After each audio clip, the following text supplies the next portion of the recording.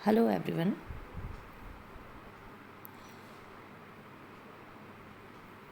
आज हम बात करेंगे बीए पार्ट फर्स्ट के फर्स्ट पेपर फिज़िकल ज्योग्राफी। इसके यूनिट फर्स्ट का फर्स्ट टॉपिक है physical geography, definition and scope and nature. तो आज हम चर्चा करेंगे इंट्रोडक्शन ऑफ फिज़िकल ज्योग्राफी पर।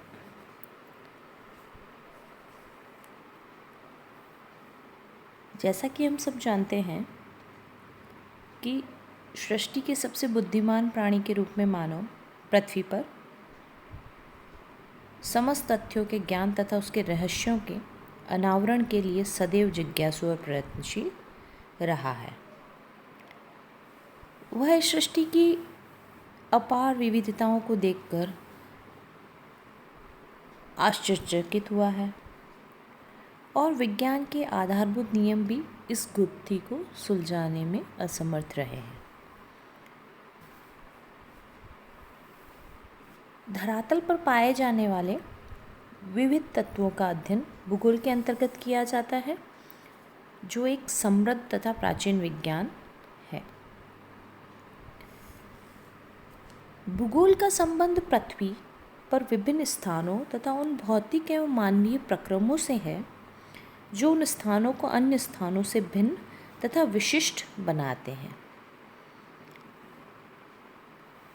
हमने पहले भी बात की थी कि भूगोल एक प्राचीन विज्ञान है जिसके अंतर्गत धरातल पर मिलने वाले विभिन्न तथ्यों का या तत्वों का अध्ययन किया जाता है।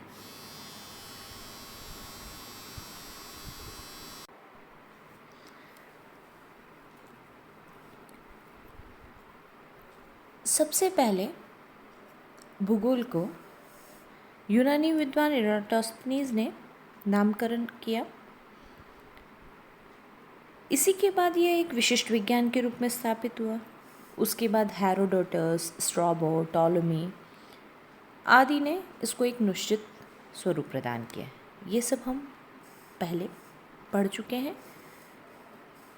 पहले हमने पढ़ा भी था कि ज्योग्राफी दो शब्दों से मिलकर बना है, जियो प्लस लोगस, अर्थात पृथ्वी प्लस ज्ञान या अध्ययन या वर्णन करना। ज्योग्राफी का शाब्दिक अर्थ है पृथ्वी का वर्णन या अध्ययन करना। तो इस प्रकार भूगोल को पृथ्वी का विज्ञान माना गया और उसे दृश्यमान परिघटनाओं का प्रतिवेदन करने वाला शास्त्र भी कहा गया। मोटे रूप में भौतिक भूगोल और मानव भूगोल की दो शाखाएं हैं,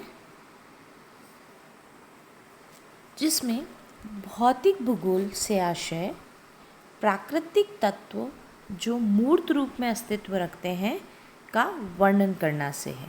अर्थात भौतिक मीन्स फिजिकल, वो चीज़ें जो हमें आँखों से दिखती हैं, हम उसे स्पर्श कर सकते हैं या उसे महसूस कर सकते हैं। ये सभी चीज़ें क्या कहलाएंगी? भौतिक तथ्य। और ये भौतिक तथ्य सारे क्या होते हैं? मूर्त। जब ये मूर्त रूप में अपना अस्तित्व रखते हैं तो इनसे एक सांस्कृतिक भूदृश्य का निर्माण होता है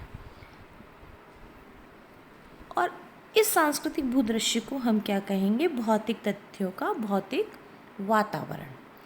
तो जब भौतिक तत्वों में समागम का भिन्न स्तर और अनुपात भौतिक वस्तुओं में विविधता उत्पन्न करता है, तो इन तत्वों के संगठन और समागम में भी विशिष्ट भौतिक परिस्थिति का विकास होता है। तो वहाँ एक भौतिक वातावरण निर्मित होता है। और भूगोल तो हम जानते ही हैं कि पृथ्वी का वर्णन या अध्ययन करना। तो इस प्रकार पृथ्वी के भौतिक वातावरण का अध्ययन करना भौतिक भूगोल कहलाता है। और हमने पहले बात की थी कि भूगोल में तो संपूर्ण पृथ्वी या उसके किसी क्षेत्र में पाई जाने वाली प्राकृतिक और सांस्कृतिक लक्षणों का क्षेत्रीय विभिन्नता के संदर्भ में व्यवस्थित और वैज्ञानिक विश्लेषण किया जाता है। तो इसका प्राकृतिक लक्षण भौतिक भूगोल में पढ़ा जाएगा और सांस्कृतिक लक्षण मानव भूगोल में पढ़ा जाएगा। तो ये मुख्यतः भूगोल की दो शाखाएं हैं। भौतिक भूगोल को अगर हम परिभाषित करें तो विभिन्न विद्वानों ने इसके संबंध में अलग अलग अपने विचार प्रकट किए हैं। सबसे पहले हम बात करें कांट ने भौतिक भूगोल विश्व के ज्ञान का प्रथम भाग तथा सारभूत प्राथमिक तथ्य है जिसके द्वारा संपूर्ण विश्व का बोध होता है, ऐसा कहा। Physical geography is the first part of the world. Indeed, it is essential preliminary for understanding our perceptions of the world. इस प्रकार उसने भूगोल को एक वृहद भूगोल और विज्ञान के रूप में प्रतिपादित किया, जिससे यह स्पष्ट होता है कि विश्व का जब भी हमें ज्ञान प्राप्त करना है तो ये इसका बेस ही ज्योग्राफी होगा। मानव अगर जिज्ञासु है अपने आसपास और की चीज़ों के बारे में जानने के लिए और विश्व के बारे में जानकारी रखना चाहता है या जानकारी प्राप्त करना चाहता है, तो भौतिक भूगोल उसका आधार होगा। वही उसे उसके बारे में संपूर्ण ज्ञान की प्राप्ति करा पाएगा। तो इस प्रकार भौतिक भूगोल को उसने विश्व का ज्ञान के बोध का आधार स्तंभ या प्राथमिक तथ्य कहा। मिस्टर फिलिप जो थे उन्होंने 1980 में कहा कि भूगोल एक वृहद ज्ञान रूपी वृक्ष है जिसकी जड़ें भौतिक भूगोल की मिट्टी में निहित हैं तथा इसकी शाखाएं मानवीय क्रियाओं के प्रत्येक चरण को आच्छादित करती है। फिलिप ने अपने इस परिभाषा में स्पष्ट किया कि भौतिक भूगोल भूगोल की वह जड़ है जो उसे पोषित और पल्लवित करती है, परंतु जो वर्तमान स्वरूप हम उसका देखते हैं भूगोल का, उसका जो विशालता या उसके जो वृद्धि का स्वरूप देखा जा रहा है वो मानवीय क्रियाओं के द्वारा प्रभावित होता है और मानवीय क्रियाओं के द्वारा ही संपन्न होता है।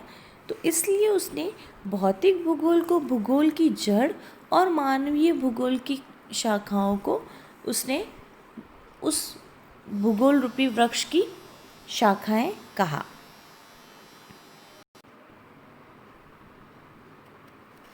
होम्स ने भी कहा कि भौतिक पर्यावरण का अध्ययन ही अपने आप में भौतिक भूगोल है, जिसके अंतर्गत स्थलाकृति, जिसे हम भू आकृति विज्ञान में सागरों व महासागरों, समुद्र विज्ञान और वायुमंडल जलवायु विज्ञान का अध्ययन सम्मिलित है। अर्थात होम्स ने अपनी परिभाषा में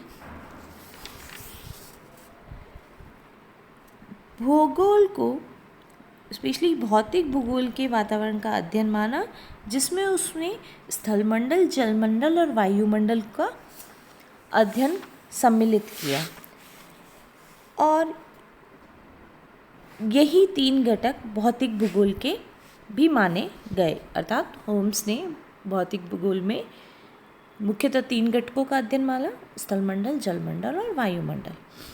नेक्स्ट, मैकइंटायर के अनुसार भौतिक भूगोल के अध्ययन में 2 आधारभूत किंतु विषम घटकों भौतिक पर्यावरण एवं जीवन का गहन अध्ययन एवं विश्लेषण सम्मिलित है। अर्थात मैकइंटायर ने कहा कि भौतिक भूगोल, भौतिक पर्यावरण और जीवन, वहाँ उस वातावरण में जीवन का जब हम अध्ययन करेंगे तो वही हमारा भौतिक भूगोल होगा। उनके अनुसार भौतिक भूगोल प्राकृतिक एवं जैविक पर्यावरण के अंतर संबंधों एवं उनकी वितरण प्रारूप का विश्लेषणात्मक अध्ययन है। आगे स्ट्रॉलर महोदय के अनुसार भौतिक भूगोल वह विज्ञान है जिसमें भू सतह पर पर्यावरणीय परिवर्तनों का अध्ययन भूविज्ञान के आधारभूत सिद्धांतों के संदर्भ में किया जाता है। अर्थात अर्थ सरफेस पर एनवायरमेंटल चेंजेस जो भी हो रहे हैं उनका अध्ययन जियोलॉजी के जो बेसिक थ्योरीज़ हैं उसके रेफरेंस में अगर हम करेंगे और अगर हम उनको आधार मानकर उन परिवर्तनों का विश्लेषण और व्याख्या करेंगे तो वह विज्ञान जो होगा वो हमारा भौतिक भूगोल होगा। आगे A.K. लॉविस ने भी कहा कि भौतिक वातावरण का अध्ययन ही भौतिक भूगोल है। अर्थात जो पृथ्वी पर भौतिक वातावरण विद्यमान है उसका अध्ययन ही भौतिक भूगोल है।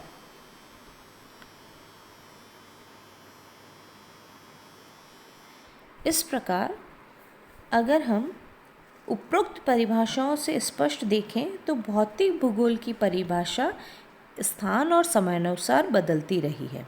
वर्तमान में भौतिक भूगोल को एक वैज्ञानिक व्यवहारिक विज्ञान बनाया जा रहा है जो मानवीय विकास में सहायक हो सके तथा पर्यावरणीय असंतुलन को कम करने में अपनी व्यवहारिक भूमिका अदा कर सके। तो हम यह कह सकते हैं कि भूगोल की वह शाखा जिसमें स्थलमंडल, जलमंडल और वायुमंडल द्वारा निर्मित भौतिक वातावरण का अध्ययन और विश्लेषण किया जाता है वह भौतिक भूगोल है। इसके अंतर्गत सभी वस्तुओं, तथ्यों और घटनाओं के मध्य अत्यंत जटिल पारस्परिक अंतर संबंध जिसे मानव पर्यावरण तंत्र भी कहते हैं का भी अध्ययन सम्मिलित है। यह उससे अलग थलग नहीं है। इसमें मानव और मानव की क्रियाओं को बिल्कुल अलग नहीं किया गया, परंतु मुख्यतः बल जो है इनके द्वारा निर्मित भौतिक वातावरण और भौतिक परिवेश पर दिया गया है। तो ये भौतिक भूगोल की प्रथम और आधारभूत शाखा है और यह भूगोल की द्वितीय मानव भूगोल के अध्ययन का आधार भी है। इसके आगे इसका नेचर क्या है, इसका स्कोप क्या है, वो हम नेक्स्ट लेक्चर में चर्चा करेंगे। Thank you.